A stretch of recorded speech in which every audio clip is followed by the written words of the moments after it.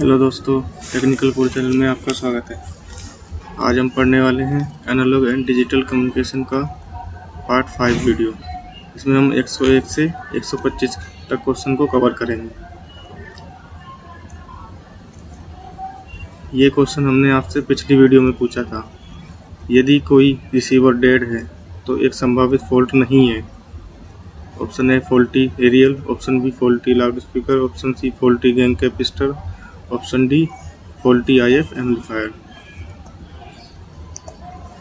देखिए, ये इसमें आप देख पा रहे हो, इसमें लाउड स्पीकर है, ये एरियल है और ये आपका गैंग कैपेसिटर है।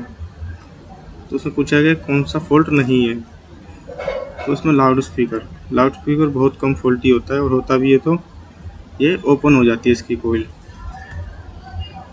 तो इससे डेड तो नहीं होगा रिसीवर। डेड होने का कारण क्या है? एरियल फॉल्टी हो सकता है, गैंग कैपेसिटर फॉल्टी हो सकता है और IF एम्पलीफायर फॉल्टी हो सकता है। उसका राइट आंसर हो जाएगा option B faulty loud speaker नहीं है। क्वेश्चन नंबर 101, रेडियो रिसीवर की सिलेक्टिविटी बढ़ाने के लिए ऑप्शन ए IF स्टेज को उचित प्रकार से ट्यून करें, ऑप्शन बी RF स्टेज को उचित प्रकार से ट्यून करें, ऑप्शन सी उचित आकार और प्रकार के एरियल प्रयोग करें, ऑप्शन डी ये सभी। सिलेक्टिविटी देख लेते हैं। सिलेक्टिविटी क्या होती है?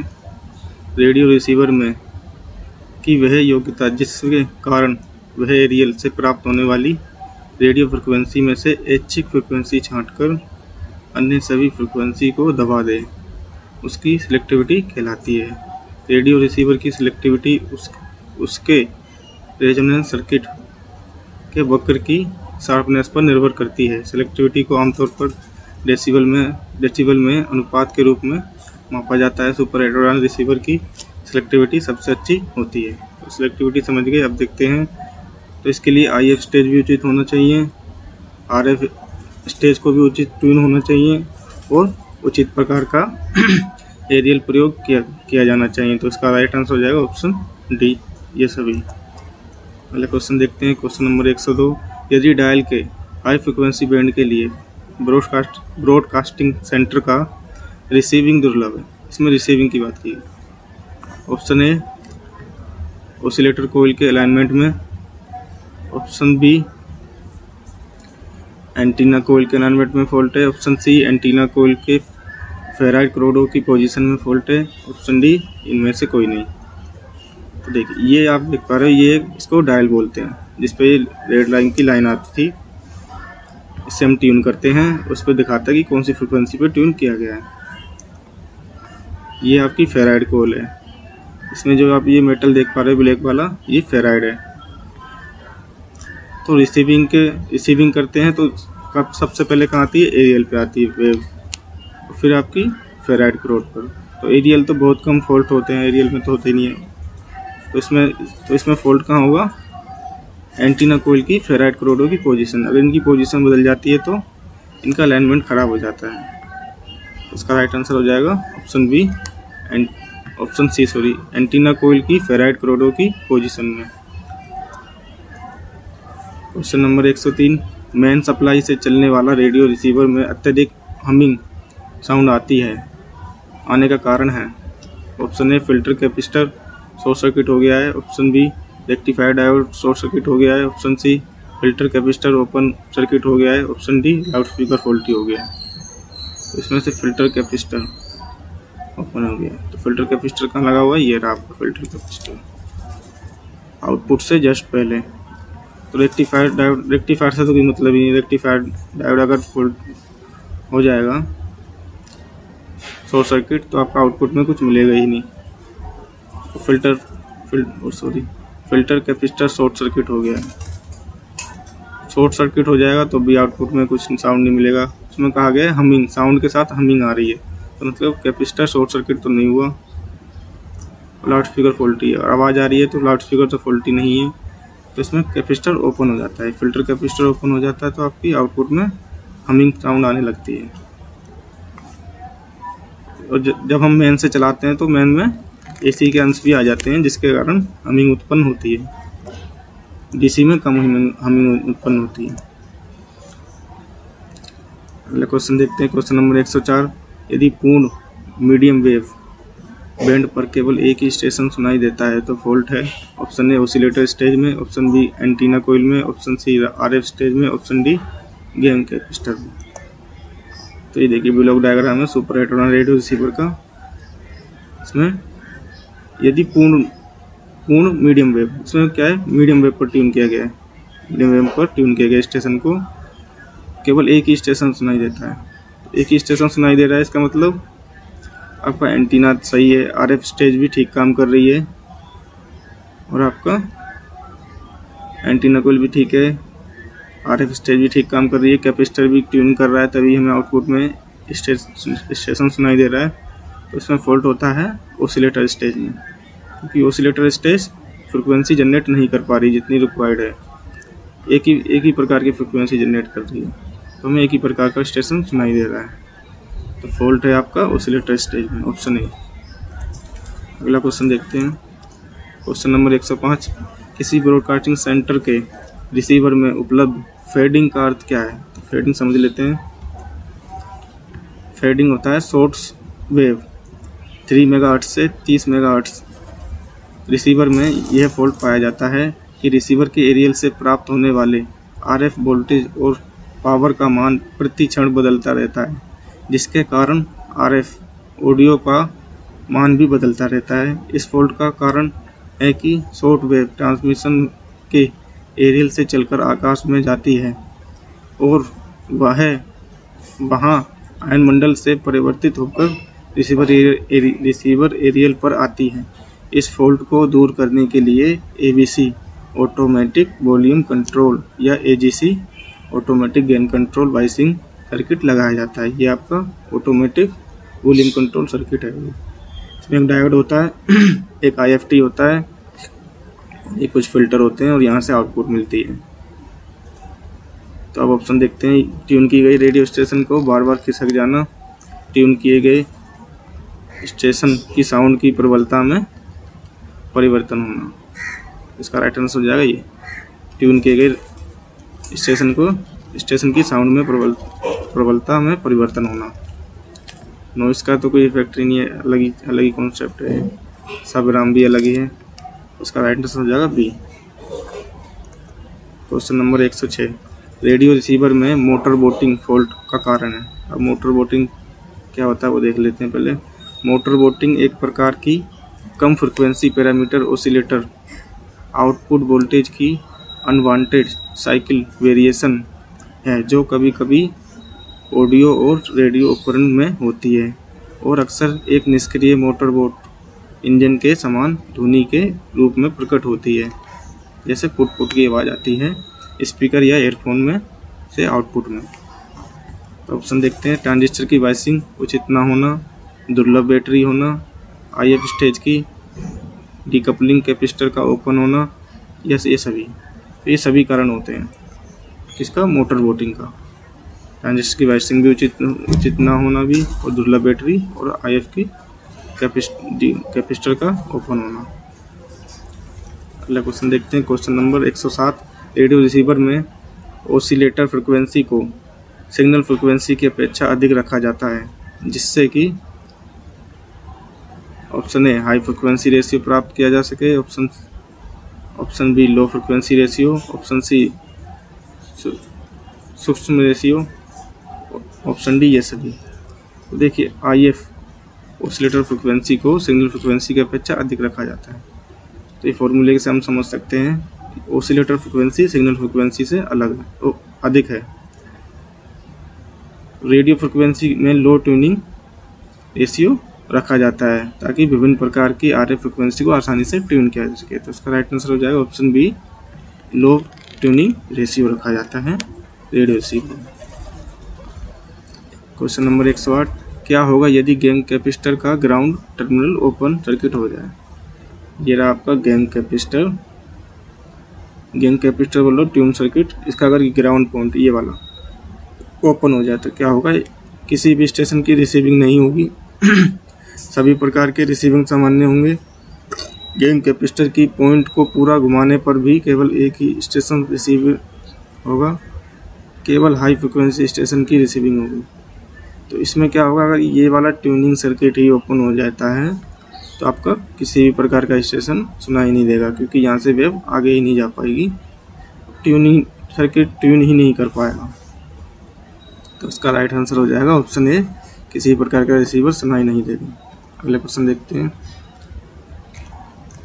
क्वेश्चन नंबर 109, क्या संभावित कारण है यदि कोई रिसीवर एक बैंड विशेष पर कार्य करता है, मतलब एक ही बैंड पर कार्य कर रहा है।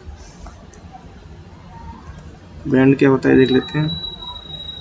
ये बैंड स्विच है आपका, इसमें यदि कोई रेडियो रिसीवर दो बैंड पर काम करता है, मान लीजिए लो फ्रिक्वेंसी और हाई फ्रिक्वेंसी दो बैंड पर, तो आपका ये बैंड स्विच है, इसके सहायता से हम बैंड को स्विच कर पाते हैं। तो इसमें कहा गया यदि कोई रिसीवर बैंड विशेष पर कार्य नहीं करता, मतलब किसी एक बैंड पर कार्य नहीं कर रहा, तो बैंड स्विच गंदा हो सकता है, बिल्कुल हो सकता है। बैंड विशेष की कनेक्शन डिले हो सकते हैं, ये भी हो सकता है। बैंड विशेष का एंटीना और ऑसिलेटर, ट्रिमर क्या होता है, एक तरह का वेरिएबल कैपेसिटर, शॉर्ट सर्किट है। इसमें से कोई एक, तो इसका राइट आंसर हो जाएगा इसमें से कोई एक, ऑप्शन डी, ये इनमें से कोई एक फॉल्ट हो सकता है। अगला क्वेश्चन देखते हैं। क्वेश्चन नंबर 110, क्या संभावित कारण है यदि कोई रिसीवर बैटरी एलिमिनेटर पर तो संतोषप्रद कार्य करता है परंतु बैटरी पर नहीं, मतलब बैटरी एलिमिनेटर पर सही से काम कर रहा है और बैटरी से नहीं। ऑप्शन ए, सेल्फ क्लैंप जंग युक्त है, लाउड स्पीकर फॉल्टी है, बैंड स्विच फॉल्टी है, आउटपुट ट्रांजिस्टर कमज़ोर है।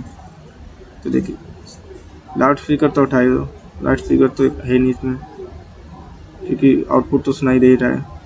आउटपुट ट्रांजिस्टर ये भी ठीक है, क्योंकि आउटपुट सुनाई दे रहा है प्रॉपरली। बैंड स्विच फॉल्टी है, बैंड स्विच भी फॉल्टी नहीं है। इसका क्या आंसर है, option A, cell clamp are faulty. Cell clamp ये इनमें जंग लग जाती है, तो आपका बैटरी से नहीं चलेगा, यहाँ पे एलिमिनेटर लगाने पर डायरेक्टली चल जाएगा। तो उसका राइट आंसर हो जाएगा ऑप्शन ए, सेल क्लैंप जंग युक्त है, इसमें जंग लग गई।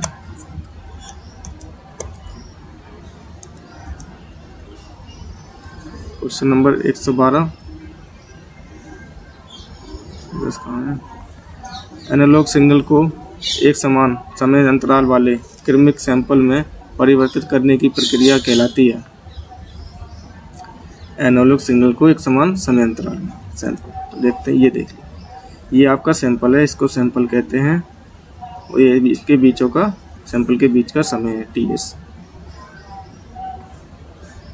पहले देख लेते हैं सैंपलिंग क्या होती है। किसी एनालॉग सिग्नल को एक समान समय दूरी पर सैंपल्स के अनुक्रम में परिवर्तित करना सैंपलिंग कहलाती है। एनालॉग सिग्नलों की सैंपलिंग के लिए एक सैंपल एंड होल्ड सर्किट प्रयोग किया जाता है, जिसमें दो FET और एक कैपेसिटर प्रयोग किया जाता है। यहाँ TS दो क्रमांक सैंपलों के बीच का समय अंतराल है TS, FS सैंपलिंग फ्रिक्वेंसी है, FS क्या है, सैंपल फ्रिक्वेंसी। तो FS बराबर क्या हो जाएगा, 1/TS। क्वेश्चन में क्या बोला था, एनालॉग सिग्नल एक समान समय अंतराल पर क्रमिक सैंपल पर परिवर्तित करने की प्रक्रिया, क्रमिक सैंपल। तो इसका राइट आंसर हो जाएगा ऑप्शन बी, सैंपलिंग। इसको सैंपलिंग कहते हैं, सैंपल में बांटना। अगला क्वेश्चन देखते हैं 113, कम्युनिकेशन की वह किस्म जिसमें पल्सेस की समय अवधि संकेत के अनुसार परिवर्तित की जाती है कहलाती है। Option A PAM, option B PWM, option C PPM, option D PM।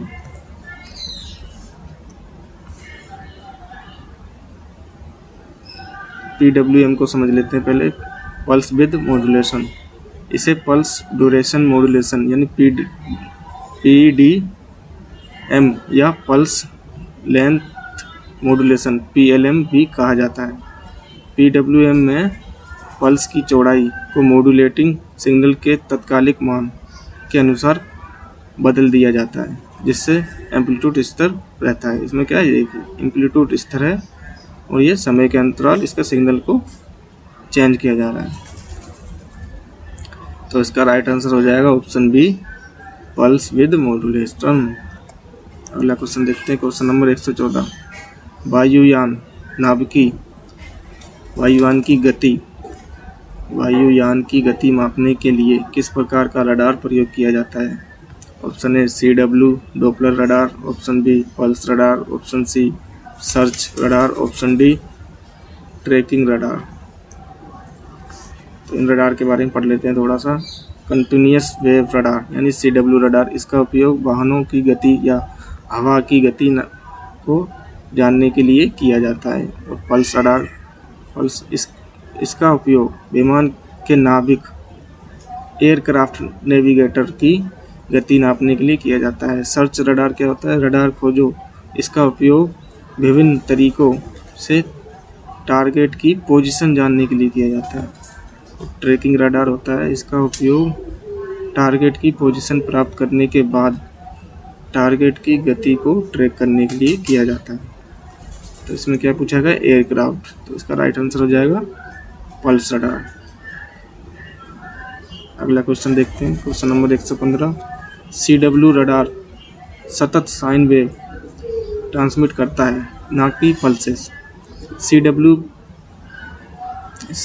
Doppler radar में ट्रांसमीटर तथा रिसीवर में पृथकता उत्पन्न करने के लिए, मतलब उनको अलग अलग करने के लिए प्रयोग किया जाता है। Option A circulator, option B duplexer, option C output, option D modulator. तो ये रहा आपका रडार का ब्लॉक डायग्राम। ये है आपका ट्रांसमीटर टी और ये रिसीवर। तो इन दोनों को कौन अलग कर रहा है? Receiver switch. इसको क्या बोलते हैं? इसको बोलते हैं डुप्लेक्सर या ट्रांसरिसीव स्विच। तो डुप्लेक्सर क्या होता है? टू वे कम्युनिकेशन में यदि हमें सिग्नल के ट्रांसमिशन में और रिसीवर दोनों के लिए एक ही एंटीना का प्रयोग करना पड़ता है, तो हमें डुप्लेक्स की आवश्यकता होती है।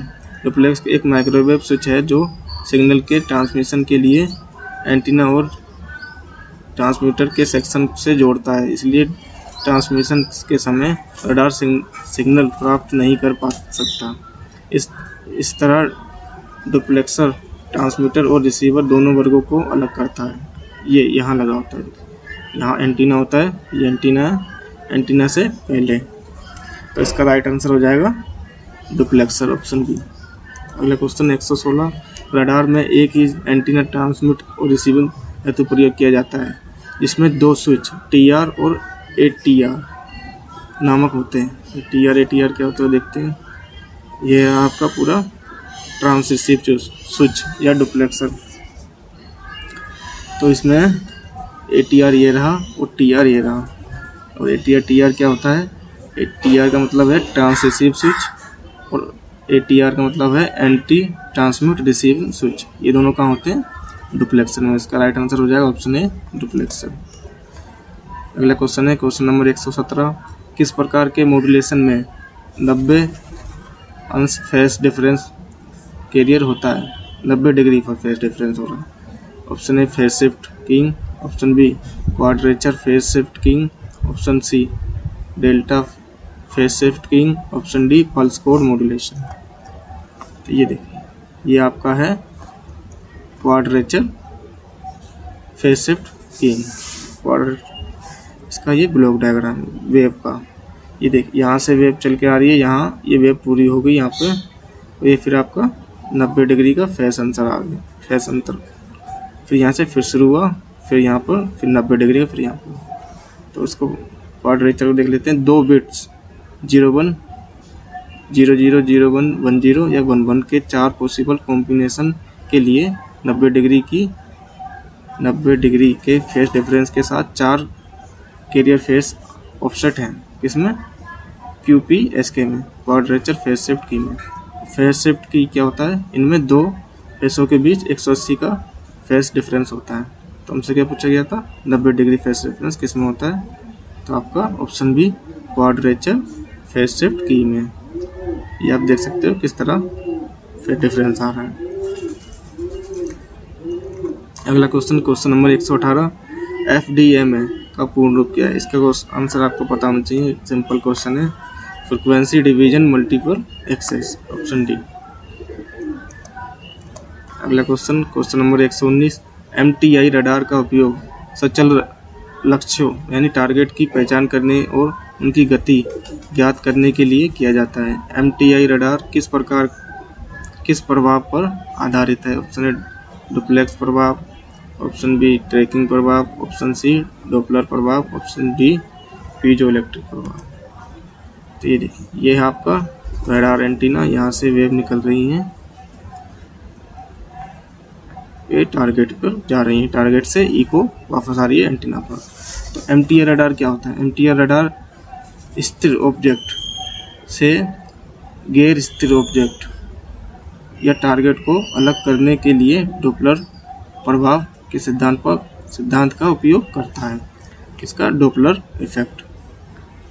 इस प्रकार के रडार को मूविंग टारगेट इंडिकेटर रडार या MTI रडार कहा जाता है। MTI की फुल क्या है? Moving target indicator. Doppler effect क्या होता है देख लेते हैं। जब किसी साउंड सोर्स या सिग्नल के बीच आपेक्षिक गति होती है तो लिसनर मतलब जिसको सुनाई दे रहा है वो जो साउंड सुनाई पड़ती है उसकी फ्रिक्वेंसी ओरिजिनल फ्रिक्वेंसी से कम या अधिक हो जाती है, जिससे कि डॉपलर इफेक्ट कहते हैं। तो इसका राइट आंसर हो जाएगा option A option C Doppler effect. अगला क्वेश्चन 120, रडार एंटीना आसपास के क्षेत्र के निर्दिष्ट स्पेसिफाइड भाग की स्कैनिंग करता है। रडार एंटीना, इसमें पूछा गया है रडार एंटीना के आसपास निर्दिष्ट। तो ये देखिए, ये रडार है बेसिकली, इसमें पूछा गया है सबमरीन वाली यानी जहाज में जो रडार लगी होती है उसका पूछा गया। तो उसमें कैसे होती है? हॉरिजॉन्टली, ये देख पा रहे हैं आप, हॉरिजॉन्टली घूम रहा है। इसका राइट आंसर हो जाएगा ऑप्शन डी, हॉरिजॉन्टली स्कैनिंग होती है। पहला क्वेश्चन देखते हैं। क्वेश्चन नंबर 121, किसी सैटेलाइट के द्वारा रिले कार्य के लिए उपयोग फ्रिक्वेंसी बैंड है। सैटेलाइट के रिले में कौन सी फ्रिक्वेंसी यूज होती है? तो सैटेलाइट में कौन सा होता है? KU band. KU बैंड क्या होता है? 11 से 18 गीगाहर्ट्ज। इसको क्या बोलते हैं? SHF का प्रयोग किया जाता है। तो अब देखिए इस रेंज में कौन सी फ्रिक्वेंसी आ रही है। ऑप्शन ए ये भी नहीं आ रही, ऑप्शन बी 2.5 ये भी नहीं आ रही, ऑप्शन डी 5.9 से 6.4 गीगाहर्ट्ज। तो इसका राइट आंसर हो जाएगा ऑप्शन सी, 5.9 से 6.4 गीगाहर्ट्ज की फ्रिक्वेंसी यूज की जाती है सैटेलाइट के रिले को कार्य कराने के लिए। ये याद रखना, इसमें KU बैंड या SHF का प्रयोग किया जाता है। इसकी रेंज होती है 11 से 18 गीगाहर्ट्ज। अगला क्वेश्चन 122, माइक्रोवेव कम्युनिकेशन पूरे विश्व में प्रयोग किया जाने वाला कम्युनिकेशन है। यह किस प्रकार का कम्युनिकेशन है?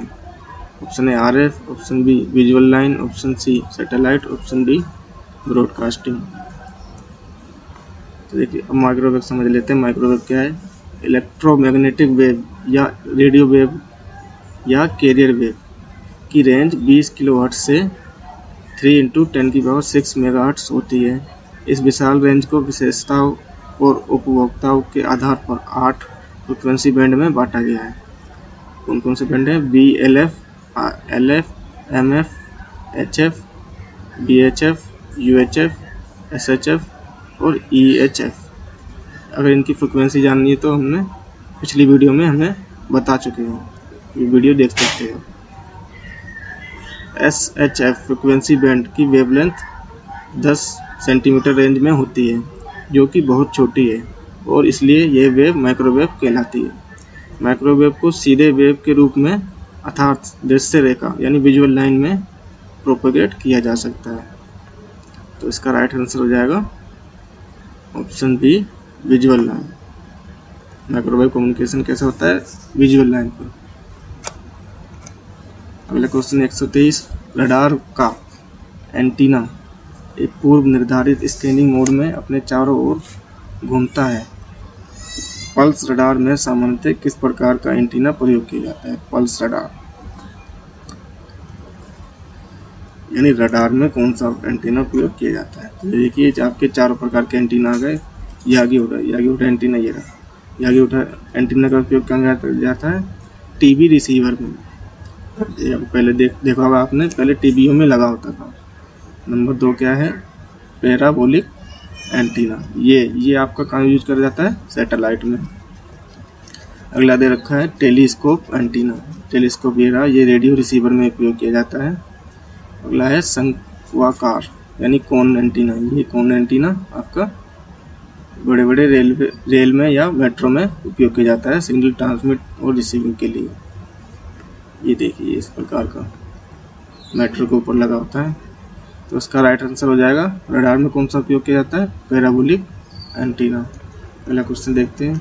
124 मोबाइल फोन सर्विस को ग्लोबल लेवल तक विस्तारित किया जा सकता है।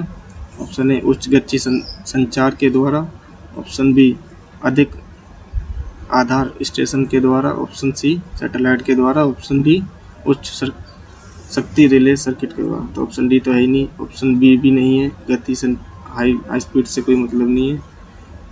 बाई मोर बेस स्टेशन, ज़्यादा स्टेशन बढ़ाने से भी नहीं है। अगर हमें ग्लोबली कम्युनिकेशन करना है तो आपका सैटेलाइट के द्वारा किया जाता है। इसका राइट आंसर हो जाएगा ऑप्शन सी सैटेलाइट के द्वारा। अगला क्वेश्चन देखते हैं। क्वेश्चन नंबर 125 रडार सिस्टम में फ्रिक्वेंसी रेंज प्रचलित की जाती है। रडार में कौन सी फ्रिक्वेंसी रेंज यूज की जाती है? HF, VHF, UHF या UHF and microwave.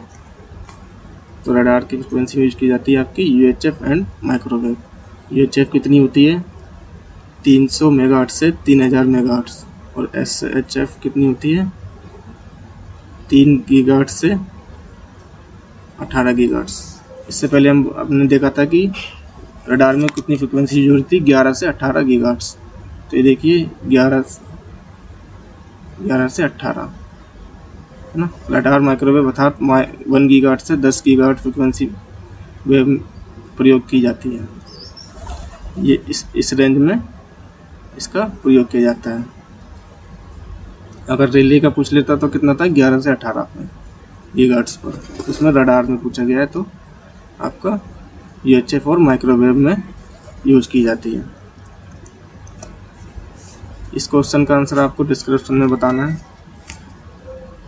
Microwave communication की दूरी परास यानी डिस्टेंस रेंज बिना सैटेलाइट उपयोग के मुख्यतः निर्भर करती है। किस पर निर्भर? फ्रिक्वेंसी पर, ऑप्शन बी ट्रांसमीटर पर, option C transmitter, option B transmission की पावर पर, ऑप्शन सी ट्रांसमीटर एवं रिसीवर के एंटीना की ऊंचाई पर, ऑप्शन डी ट्रांसमिट सिग्नल में प्रयोग किए गए मॉड्यूलेशन के प्रकार पर। इसका आंसर आपको डिस्क्रिप्शन बॉक्स में देना है। वीडियो देखने के लिए बहुत बहुत धन्यवाद। चैनल को सब्सक्राइब करें और वीडियो को लाइक करें। यदि आपको वीडियो अच्छी लगी तो वीडियो को शेयर करें।